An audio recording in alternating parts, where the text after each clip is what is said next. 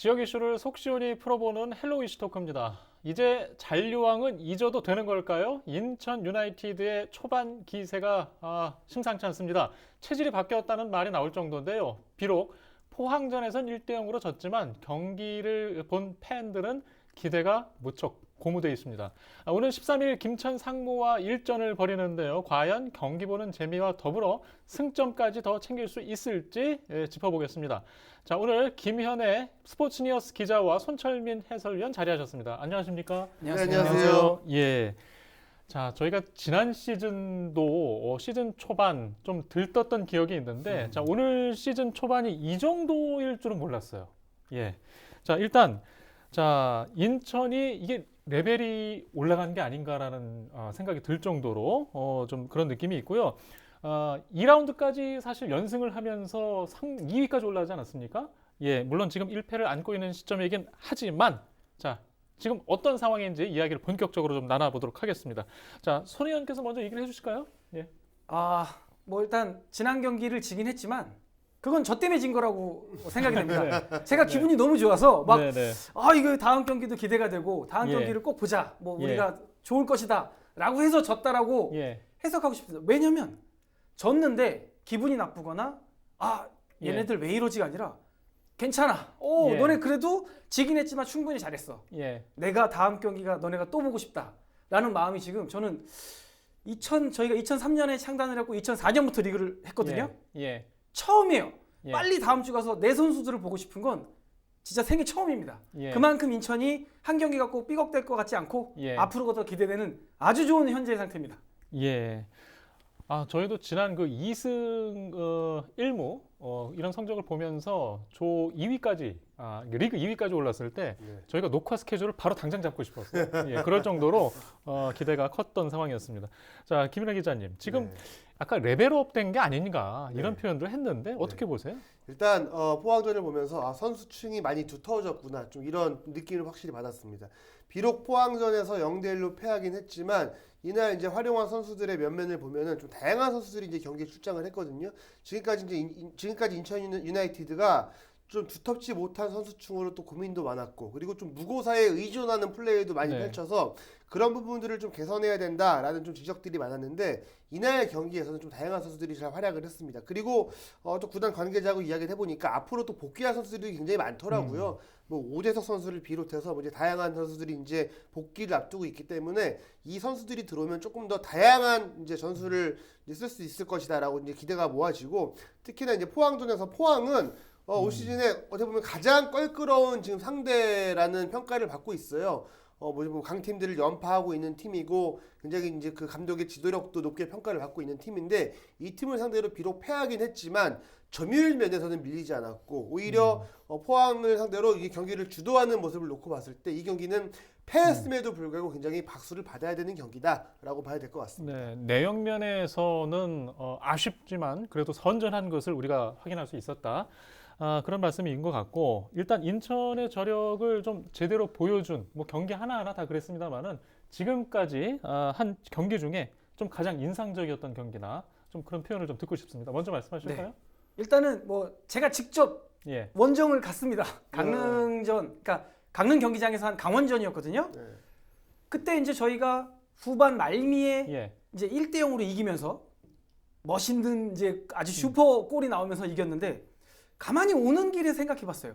이렇게 짜릿한 경기가 과연 얼마만일까? 근데 그 얼마만일까라는 질문이 지워졌습니다. 제 생각엔 거의 처음이었던 것 같아요. 물론 뭐 역전승한 적도 있고 뭐 대승을 한 적도 있지만 지금 리그를 시작하는 와중에서 뭐 출발이 좋다? 근데 이제 연승을 또 이렇게 하는 와중에, 그리고 이 극적인 골이 꼭 지고 있다가 역전했던 그런 느낌이 들 정도로 굉장히 짜릿했거든요. 강원전이 또 꼽는 이유 중에 하나가 지금 인천하고 같이 각광을 받고 있는 팀이 바로 강원이에요. 우리보다 한 단계 위에 있고, 강원도 우리한테만 졌지 나머지 경기를 너무 잘하고 있거든요. 근데 그런 상대를 인천이 꺾었다. 그날 경기 결과도 좋았지만 지금 이렇게 결과론적인 얘기를 할 때도 강원전이 가장 인상에 남는 경기가 아닌가 생각이 됩니다.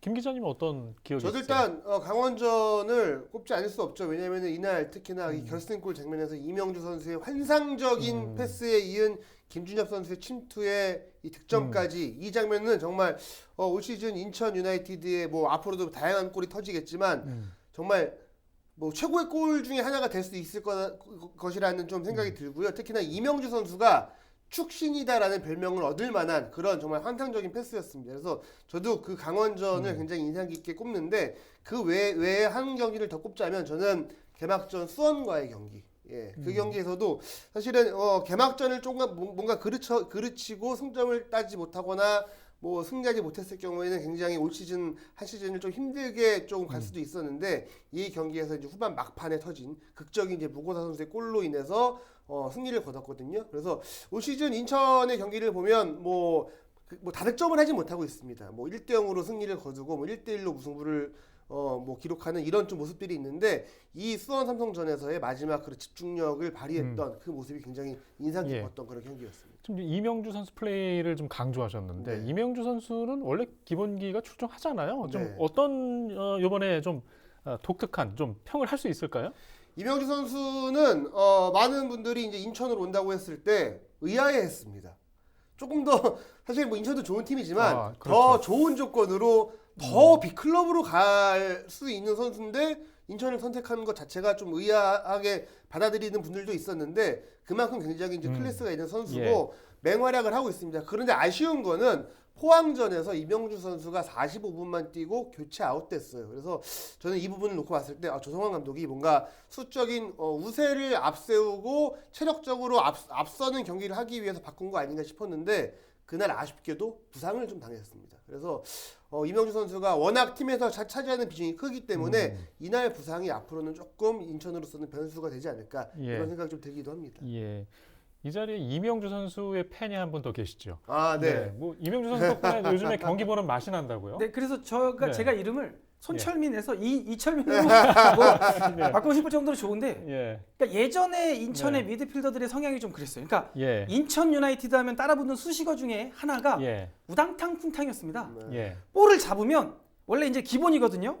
첫 번째 터치로 내 바운더리 안에 딱 가져놓고 그 세컨 동작을 가져가는 게 교과서인데 공만 잡으면 뭐 이리 튀고 저리 튀고 뭐 산으로 가고 들로 가고 어떻게 우당탕탕 저쪽으로 우당탕탕 이명수가 오고 나서 완전히 달라졌어요. 공을 잡고 그 교과서적인 턴 그러니까 바로 다이렉트로 내주거나 턴을 잡고 돌아서거나 이런 게 인천에서는 없었던 정말 어나더 클래스예요. 제가 개명을 하는 이유가 있습니다. 일단 뭐 국대 출신이기도 하고 또 명불허전인 것 같습니다. 자, 우리가 그래도 또 기대했던 모습이 아직 지금 나오진 않는 부분도 있죠. 이제 무고사 선수 얘기를 했잖아요. 지금 무고사 선수의 컨디션은 어떻습니까?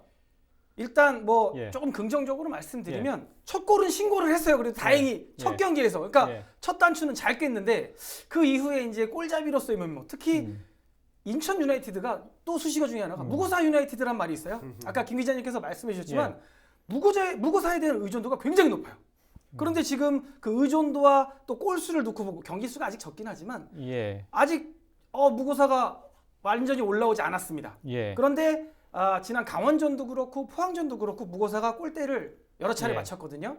그 이야기는 우리가 이제 그 0점 잡을 때도 총알에 3번 쏩니다. 무고사도 지금 0점 조절 중이에요. 그 이야기는 뭐냐면 올 시즌이 다른 해와 다르게 한 2주가량 좀 1-2주가량 앞서서 개막하면서 특히나 외국인 선수들은 경기를 끝나면 고향으로 가지 않습니까? 근데 입국해서 자가격리하고 또 더군다나 리그가 시즌이 빨리 시작하면서 훈련하는 과정 기간도 짧았고 몸을 만들 수 있는 기간도 짧았기 때문에 무고사 아길라르가 동반 침체되는 것이 아닌가. 네, 뭐 또 하나 아길라르가 일단 이명주와 겹치면서 무고사에게 가는 킬러 패스가 조금 더 이제 빈도가 낮아지는 부분. 그러니까 요거는 무고사 하나만 놓고 말씀드리기가 어려운 게 무고사와 아길라르 혹은 무고사에게 연결해주는 그 킬러 패스를 찔러주는 부분까지 다 포함해야 된다고 보고요. 무고사가 이제 0점 조절을 끝냈으니까 분명히 이제 날이 풀리면서 같이 올라올 것이라고 좀 예상이 됩니다. 자, 우리 손철원 의원님의 무고사 선수 해설을 한번 들어봤고 지금 이제 받쳐주는 선수들 컨디션도 같이 체크를 해봐야 되잖아요. 좀 좋아질까요? 일단은 뭐 아길라르 선수 아직까지 정상적인 컨디션은 아닌 상황이고 뭐 측면에서도 이제 뭐 다양한 선수들이 좀 활용하고 있지만 아직까지 그렇게 뭐 100% 능력을 보여주는 선수들은 좀 없습니다. 그래서 결국은 이제 무고사가 살아나기 위해서는 옆에 있는 선수들이 많이 좀 도와줘야 되는데 그런 부분들에 대한 숙제가 있는 건 사실입니다. 그런데 좀 그래도 긍정적인 부분은 이용재 선수가 이제 수원 삼성전에서의 이제 그런 뭐 도움도 기록을 했고 그 이후에 무고사 선수의 호흡이 나쁘지 않거든요. 그래서 앞으로는 왜냐면 늘 인천 유나이티드는 무고사의 의존도가 높다. 이게 장점이자 단점이었잖아요. 그래서 앞으로는 이제 무고사 선수의 이런 공격의 좀 무게감을 좀 분산시켜주기 위해서 이용재 선수를 좀 더 많이 활용하는 그런 좀 공격 패턴을 보인다면 지금보다는 조금 더 나은 공격력을 보여줄 수 있지 않을까 싶습니다. 예. 자, 무고사가 없으면 작년에 김현이 있었잖아요. 자, 제2의 김현을 찾아야 되지 않겠습니까? 요새 이제 김현 선수는 어떻게 보면 인천 팬들한테 이제 금기어처럼 되고 있는데 저는 지금 뭐 아직까지는 초반이지만 이용재 선수가 그 역할을 잘 해주고 있다고 생각해요. 그리고 이제 뭐 송시우 선수, 그다음에 홍시후 선수 이 두 선수들도 이제 후반전에 투입돼서 좋은 활약을 펼쳐주고 있는데 제가 그래서 한번 물어봤습니다. 구단 관계자한테 시우, 시후 어떻게 구분하냐라고 했더니 그냥 작은 시우, 큰 시우 이렇게 안 부르고 송, 홍 뭐 이런 식으로 부른대요. 그래서 이제 그 이 두 선수가 그라운드에 들어갈 때마다의 이제 굉장히 시너지가 있기 때문에 많은 동료들이 송과 홍의 이제 활약을 또 기대를 하고 있고 또 이제 이용재 선수도 이제 뭐 김현 선수의 못지않은 그런 플레이를 펼치지 않을까 좀 기대를 하고 있습니다. 예, 지난해 이맘때보단 다양한 이름들이 나와서 더 좋은 것 같습니다. 자, 지금 또 한 가지 재밌는 장면이 지금 제가 오늘 들어오기 전에 인천 유나이티드가 리그 2위에서 지금 잠깐 조금 내려가 있는 상황인데요. 지금 항상 수위에 있던 전북이 지금 9위까지 내려갔어요. 오늘 방송 시점 기준으로요.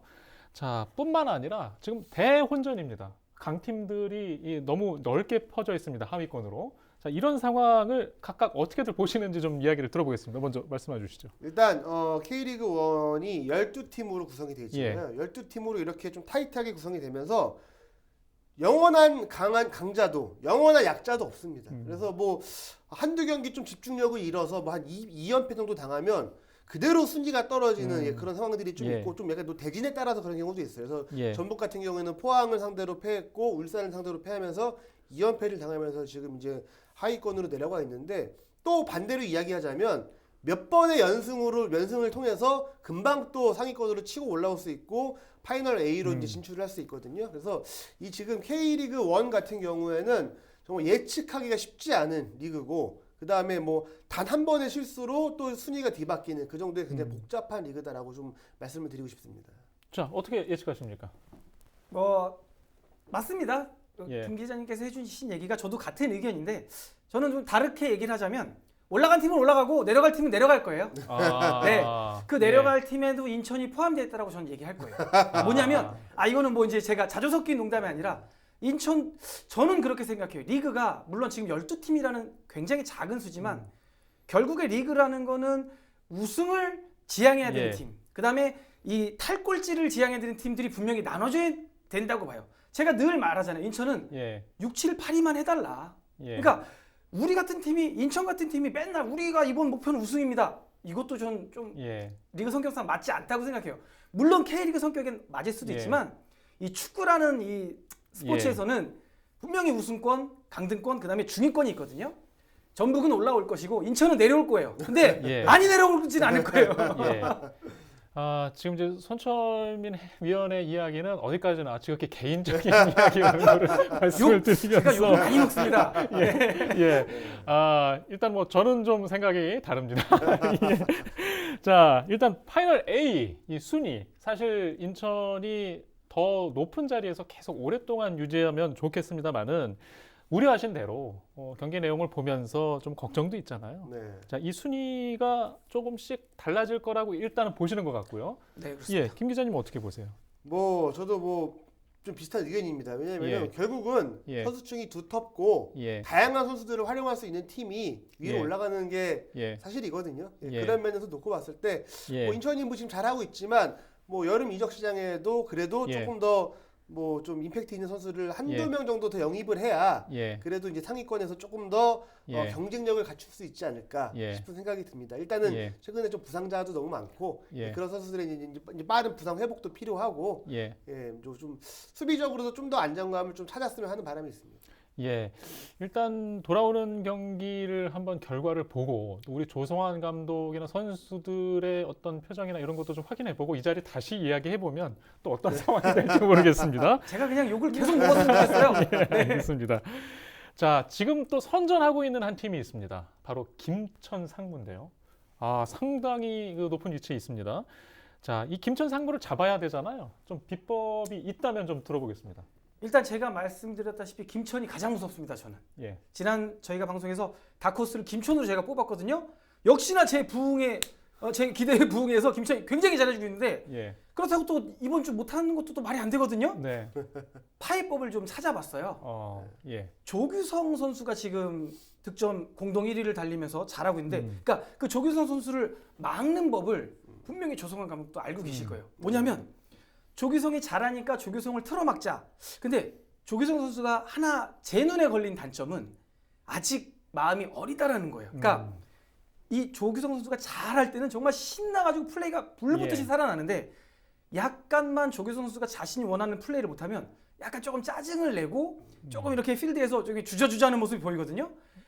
조규성에게 향하는 볼, 그러니까 그 패스 루트를 차단을 먼저 하고 그 다음에 조규성에게는 전담 마크. 지금 김동민 같은 선수가 빠른 스피드로, 그러니까 전문 수비수가 아님에도 지금 3백의 한 자리를 차지할 정도로 지금 수비를 굉장히 잘해주고 있거든요.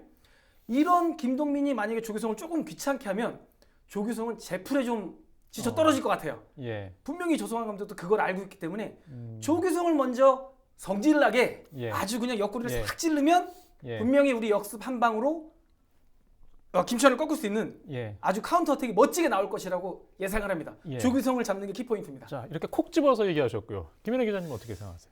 제가 지금 녹화 기준으로 어제 예. 김천 상무의 경기를 이제 취재를 하고 왔습니다. 예. FA컵 파주 시민축구단과의 이제 예. FA컵 2라운드 경기였는데 제 이제 내심 생각으로는 김천 상무가 그래도 좀 주축 선수들을 많이 기용을 하면서 뭔가 체력적으로 좀 소진이 있지 않을까라는 아하. 생각을 하고 갔는데 주전 선수들을 다 제외를 했습니다.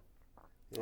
그러면 벼르고 있다는 얘기인가요? 그래서 왜냐면 예. 지금 그만큼 리그 경기의 중요성을 알기 때문에 예. 이 파주전에서는 주축 선수들을 다 아예 예. 국군체육부대에서 쉬게 하게끔 하고 이 경기에 임했었는데 예. 그러면서 뭐 조규성, 뭐 이영재, 뭐 권창훈, 박지수, 구성윤 이런 주전 선수들이 예. 아무도 안 나왔어요. 예, 이거 좀 들으니까 좀 더 무거워지는데요. 일단 체력적으로 굉장히 예. 이제 안배를 인천전을 임할 예정이긴 하지만 예. 뭐 인천도 인천 나름대로 또 이제 준비를 하고 있기 때문에 뭐 서로의 그런 뭐 전략적인 부분들을 잘 건드리고 왜냐면은 사실은 이날 파주전에서는 주전 선수들이 빠졌다고는 하지만 K3 팀을 상대로 승부차기까지 가는 경기를 펼치면서 가까스로 이겼거든요. 뭐 김천도 뭐 못 잡을 팀만은 아니다. 예, 좀 전략적으로 잘 분석을 하면 좀 잡을 수도 있지 않을까라는 생각을 해봅니다. 혹시 자, 이 선수를 주목하라. 그다음에 스코어는 어느 정도가 될 것 같다. 지금의 전력 분석을 통해서 각각 들어보겠습니다. 손 의원님. 일단은 지난 경기에 이명주와 아길라르 조합이 조금 시너지를 전혀 가져가지 못했거든요. 이명주 부상 여파가 어떻게 될지 모르겠으나 저는 그래서 다시 이명주와 아길라를 좀 지켜봤으면 좋겠어요. 그 얘기는 뭐 그 선수 발끝에서 골이 나온다, 어시스트가 나온다. 요거는 조금 차치하더라도 이 두 선수가 얼마나 조화롭게 발을 맞추느냐, 조성환 감독의 이 전략 전술에 녹아나느냐가 인천의 향후 게임 향방을 좌지우지할 수 있기 때문에 이 두 선수의 조합을 좀 눈여겨 보시라고 좀 말씀을 드리고 싶고 예. 이 눈빛이 부담돼요. 스코어를 맞히라고 그러면 몇 대 몇? 그러면 예. 저는 일단 양팀 합해 3골 나옵니다. 역시 소심한 말씀을 하시는데요. 자, 김현애 기자님이 정리해 주시죠. 일단 김천 상무가 최근의 경기를 보면 예. 많이 먹고 많이 넣습니다. 예. 포항과의 경기에서 3대2로 이겼고 그리고 또 이제 한 수 아래인 K3 리그 팀하고도 2대2 무승부를 기록해서 승부차기까지 갔단 말이에요. 그래서 예. 저는 일단은 많은 골이 좀 터질 것 같다라고 좀 생각을 해서 2대2 내지는 3대2 이렇게 좀 보겠습니다. 예. 그리고 김주엽 선수가 최근에 컨디션이 좋거든요. 저는 측면에서 김주엽 선수의 활약을 좀 기대를 해보도록 하겠습니다. 알겠습니다. 자, 일단 경기 전 코멘트는 여기까지 하겠습니다. 결과를 지켜보고 다시 이야기하는 시간 마련하도록 하겠습니다. 자, 이슈토크 인천 유나이티드 이야기는 여기까지입니다. 시청해주신 여러분 고맙습니다.